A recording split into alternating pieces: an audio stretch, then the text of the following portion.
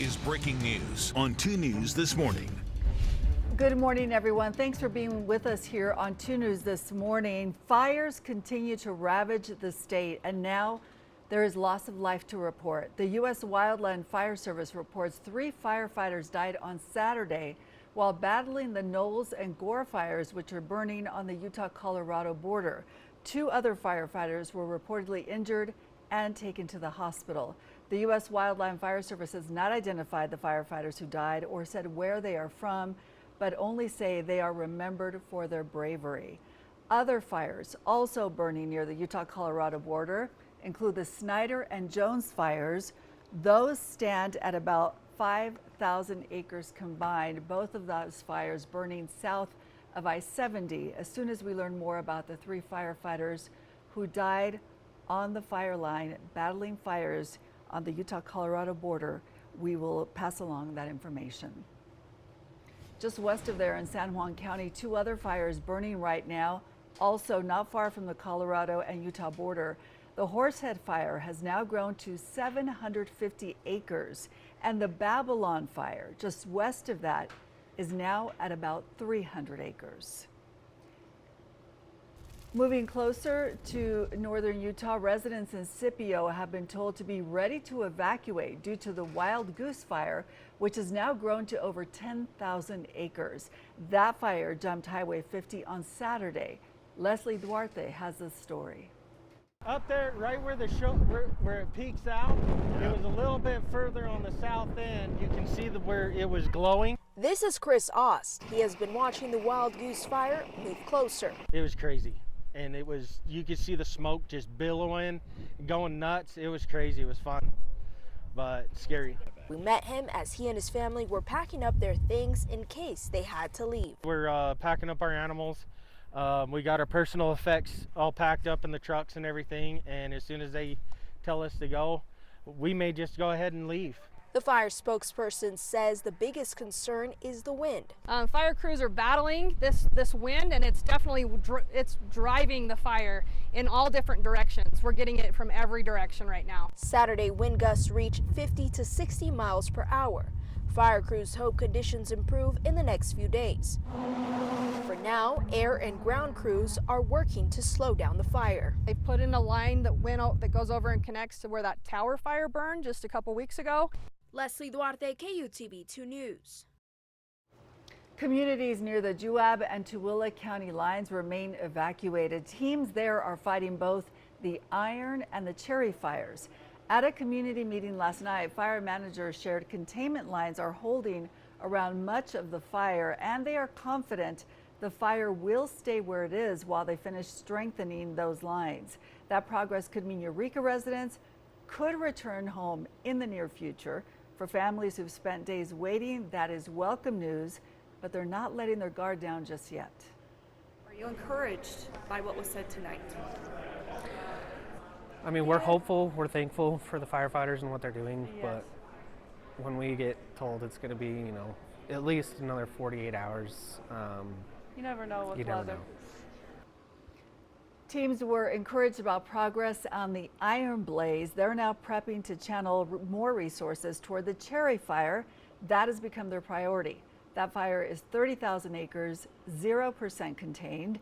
Several communities, again, remain evacuated as a result.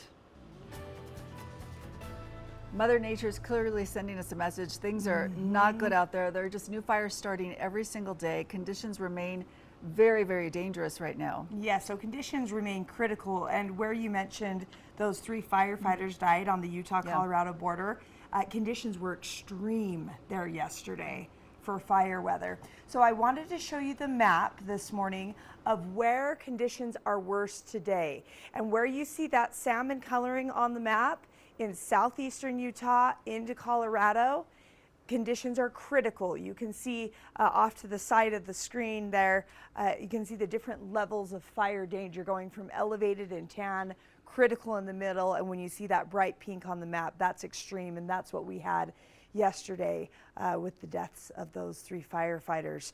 Today you can see critical conditions for fires. We just have to really buckle down and as a state and community and not do anything to cause new fires out there. There's just so many burning. And then as we get into tomorrow, our fire danger is still elevated in that same area, but you can see it's not critical anymore. So the winds lighten up a little bit as we head into Monday. You can see a red flag warning, meaning high fire danger throughout that same area until this evening for southeastern Utah over the border into Colorado. The reason why the winds stay elevated is we've had a cold front that's been marching through the state since yesterday. So you can see the winds are coming strong still out of the south as we get into the day.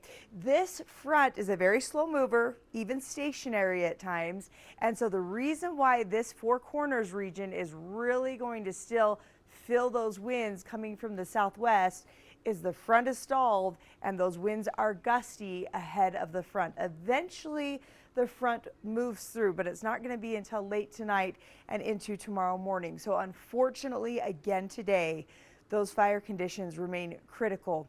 From fire to ice. Can you believe that this is a live picture in Utah right now? Let me step off the screen.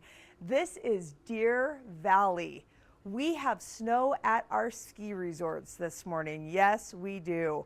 We have a few showers on radar this morning. You can see a swath of rain positioned across the valleys. A lot of the valley locations are just seeing dark clouds, maybe a few sprinkles embedded in this band of showers.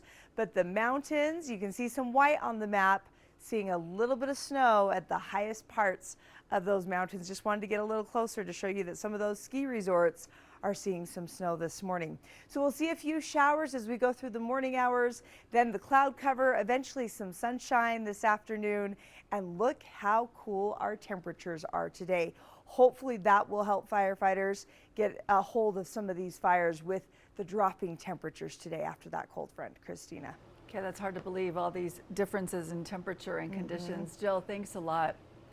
Back to the fires now. Near Beaver, the largest fire in Utah and the largest fire in the country has grown again. The Cottonwood fire is now at more than 92,000 acres. People in Marysville Junction and Circleville are also ready in case they are ordered to evacuate.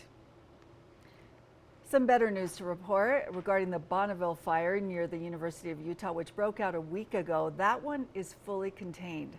Somebody, by accident or not, started that fire. And another fire to report, this one in a St. George neighborhood where 5 houses were burned. Winds were strong when this happened in southern Utah yesterday. Firefighters rushed to the area of 1200 North Dixie Downs. Police remind everyone, be cautious when using cigarettes, outdoor grills, and fireworks. Despite a statewide ban on personal fireworks, the city of Clinton in North Davis County says they will allow fireworks in much of the city. That move came in an executive order from Mayor Marie Doherty. She says the decision came, quote, after extensive consultation with local officials. On Thursday, Governor Cox issued a temporary statewide fireworks ban, but he did say leaders in cities can override that. A different story in southern Utah. No personal fireworks will be allowed in Hurricane, La Verkin, Tokerville, Virgin, Leeds, Springdale, Rockville, and unincorporated Washington County. All right, we're going to take a break from the fires for just a minute, but we want to take a look at the brand new Utah Jazz pick. He's only 19 years old, but he's grabbing attention from jazz fans old and young. Jenna Fink has a story of Darren Peterson. When I got here, like a wholesome feeling. When I got off the plane, the fans were out there yelling for me, cheering for me. So just like a warm welcome to home, and happy to be home now. Darren Peterson got his first taste of Jazz Nation as he touched down in Utah Friday. When I put on the uniform, I'm not putting it on for myself, I'm putting it on for the fans. On Saturday, Peterson showed off that new jersey. He'll wear 22, the same number he wore at Kansas. Getting it, though, took some negotiation with teammate Kyle Filipowski. It wasn't bad. He wanted to keep it, but that's his first assist to me. He was willing to give me that, so I appreciate him for that. So did Peterson have to give anything up? Yeah, for sure. But Now that his number is settled, Peterson is ready to get to work. Me and Coach were just in the back talking about it. I asked him when can I watch film and start to break down stuff. I've heard tons of great things, so I can't wait to learn from him, learn from Keontae, another guard that's been in his offense. Keontae and Darren, I think it's perfect fit. I think that you need multiple guys that can make plays off the dribble, make shots off the dribble, create for other guys. Everyone just being so excited, like there's a visceral reaction of like what it could be, putting them next to Key and having these two go. That's exciting. That's a little foreshadowing for what all of our fans are going to see. Peterson's scoring ability receives a lot of attention, but he says he's also eager to defend. I'm a Kobe guy, so he played both sides of the ball, and that's my idol, so I'm trying to lock down on defense. Peterson will get a chance to do that Monday in his first summer league practice. The rookie is already leaning on Keontae George for advice. He said, whatever you think is hard, just multiply it by 10. So I'm ready to come in and work. That didn't scare me at all, so I'm ready. You can see Peterson and the rest of the Jazz when Salt Lake City's Summer League gets underway. Game days and times are right there on the screen. Catch all the games on our sister station, KJazz Channel 14. KUTV 2 News is proud to partner with Feeding America for Sinclair Care's Summer Hunger Relief. Many children rely on school meals. Together we can help make sure they have fresh, nutritious meals all summer long when classes are out. Scan the QR code to give today. Every dollar provides up to 10 meals for families in our community. Still ahead on 2 News this morning, we will continue to update you on all the fires burning in the state. As western states battle over water, one idea on the table, taking water from Lake Powell. Where would that water go? Welcome back, everyone. As two major reservoirs, Lake Powell and Lake Mead, reach critically low levels, scientists ask a new question. What if we drain Lake Powell to save Lake Mead? That decision could impact the water supply of about 40 million people, including people here in Utah. Samantha Hoffman reports from Lake Powell. As Lake Powell water levels near the minimum threshold to generate electricity through the dam, some researchers question whether it may need to change its function to best serve communities. Last year, literally in July, we were boating around Lone Rock, doing laps around it. We were wakeboarding down there. Lake Powell is only 23% full, and it's hard not to notice. Now, I mean, you can clearly see you can't even get to it without hiking over there. You'll hear these stories all throughout the reservoir, from previously hidden islands 2.5 years ago when I moved down here, that wasn't visible, to the stark bathtub ring. When Lake Powell was full, the reservoir reached all the way up to that stark line. Program Director Xana Stutz with the Glen Canyon Institute studies what these changing levels mean for the Glen Canyon Dam. Right now we are at elevation 3527, so 27 feet above the level that the Bureau of Reclamation has identified as the lowest possible level that they ever want to let Glen Canyon Dam get to. The past few months, the Bureau of Reclamation has added emergency solutions to keep above this minimum level, known as de facto dead pool, so the dam can still function. They've reduced the amount of annual water that can go through the dam through September, and begun to add water from the Flaming Gorge Reservoir through next April. With these actions, the Bureau of Reclamation projects they can keep Lake Powell at or above the 3,500-foot threshold through April of 2027. But Stutz calls this a one-year Band-Aid solution. We can't keep doing this. And if we have the courage to take a step back and think about, okay, why was Glen Canyon Dam built? Is that still working? The answer is no. The dam was built from 1956 to 1963. It was established by Congress and helped upper Colorado River Basin states meet the water delivery needs of lower basin states. Since about 2000, we've seen the flows in this river diminish by an average of 20%. There is less water than was ever taken into consideration when the designers and the engineers of this dam were planning and constructing it. Lake Mead, created by the Hoover Dam, is downstream from the Glen Canyon Dam and Lake Powell. It supplies water to major cities in the lower basin, including Los Angeles, Phoenix, and Las Vegas. But like Lake Powell, it's only about a quarter full. I think it's worth asking the question, we have the two largest reservoirs in the country and we can't fill either one. What might it look like if we were to take the water that is currently stored in Lake Powell, send it downstream through the Grand Canyon, and instead store it in Lake Mead. To let the water flow through, Studt says they could drill tunnels around the base of the dam. The Colorado River would be free-flowing through what is now Lake Powell. You could keep the dam in place in order to act as emergency water storage if Lake Mead were ever to hit a point where it could completely fill again. No matter what the path forward is, many agree a decision must be made soon, understanding the inarguable lowering of water levels. Coming over here and seeing it still this low, it's definitely sad. It's definitely shocking. Whatever decisions get made, I hope that they can kind of reflect the reality of the situation we're in, as opposed to the desires that were possible in the past. In Lake Powell, Samantha Hoffman, KUTV 2 News. Upper and lower basin states are continuously meeting to form a new water management plan before their current guidelines expire at the end of the year. But if they decide to fully take down the dam, they would need congressional approval. Back to the weather now, and all the fires that are burning mostly in the south part of the state. The conditions are really dangerous right now in the southwest part of Utah, or excuse me, southeast part of Utah. But then you come north and conditions change dramatically. It's kind of hard to believe. Let's go to Jill now to find out what's happening here.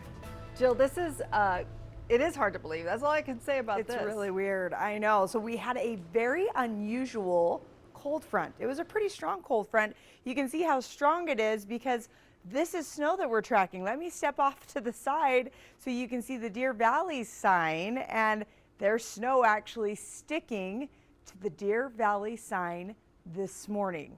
So yes, a cold front came through. It dropped our temperatures dramatically. We have a little bit of moisture that's falling across the northern Utah mountains. Some little sprinkles in the valleys, but it is cold enough up in our mountains right now to make snow. All right, here's that live look at radar this morning, and you can see the pockets of white in our mountains showing that snow. The rest of us tracking just a little bit of rain this morning. A lot of it is even cloud cover. But when we talk about snow, then we talk about frost and ice. And we already were under a frost advisory for this morning. Now a freeze watch takes hold for tonight into tomorrow morning. You can see that freeze watch is in turquoise for Elko and Ely, and then just off to the west in Wendover, a freeze warning. So our coldest morning is yet to come. In fact, tomorrow morning will be colder than this morning. The temperature difference is huge in a lot of areas after this cold front has moved through. It is 18 degrees cooler in Fillmore this morning than yesterday morning, 15 degrees cooler in Cedar City, and 10 degrees cooler in Salt Lake City. Here's some of those current temperatures. We're sitting in the 50s along the Wasatch Front. Park City 43, Panguitch at 40, St. George still real warm in those low 70s. Cold front hasn't quite pushed all the way through southern Utah. Plus, we're tracking just a few little showers across northern Utah today. Look how dramatically we've cooled down. Our daytime highs are only in the 60s. It is going to feel so pleasant outside across northern Utah and southwest Wyoming today. Richfield 76, Nephi 69. You can see even a lot of central Utah where they're battling some of those fires have cooled down. In fact, St. George at 90 is 10 degrees cooler than normal. So our frost and freeze that's possible for tonight into Monday morning. Look at some of these temperatures. Logan could get down to 35. Randolph and Evanston could go below freezing. Heber 34, and Bryce Canyon could get into the 20s. And now we go to the fire end of things. We talked about first in the newscast the critical fire conditions that are still in place that we have to take very seriously in that southeast corner into south central Utah. By tomorrow, the winds ease up in this area, so fire conditions are still elevated but not critical. But you can see the red flag warning that is in effect in this area through this evening. Winds again, very gusty coming out of the southwest ahead of this front. This front has pretty much stalled, but will eventually start moving through this evening. And by Monday morning, the front's gone through and the winds aren't as ramped up as they will be today. Air quality is moderate. Going into the next couple of days in the Wasatch Front, it's still going to be very smoky in eastern Utah, but the Wasatch Front not so much. But those of you in eastern Utah will keep the smoke in the forecast. St. George for a couple of days, it stays cooler than normal. 90 and windy today, breezy. The winds let up a little bit, Monday, Tuesday, Wednesday, we start to warm back up closer to 100 Thursday, Friday, until we actually hit triple digits on the 4th of July and beyond. And in Salt Lake City, enjoy 68 with a few little showers today. Monday, we might get some early in the morning. It looks like we dry out after that. 72 on Monday feels pretty pleasant until the warm up begins. The 80s Tuesday, Wednesday. Heading into the 4th of July, the 90s, and then 88 for the actual holiday with hot temperatures afterward. Christina. All right, Jill, thanks a lot.